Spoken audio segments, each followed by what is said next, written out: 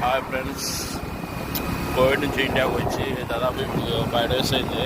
ఇంటికాడ ఉంటే బోర్ కొనుందని అట్టా బైక్ వేసుకొని పల్లెటూరు మీద యుద్ధం చేసేదానికి బయలుదేరి నేను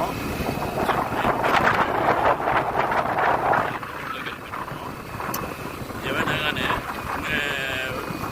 పల్లెటూరు బెస్ట్. ఎందుకంటే ఇప్పుడు చాలా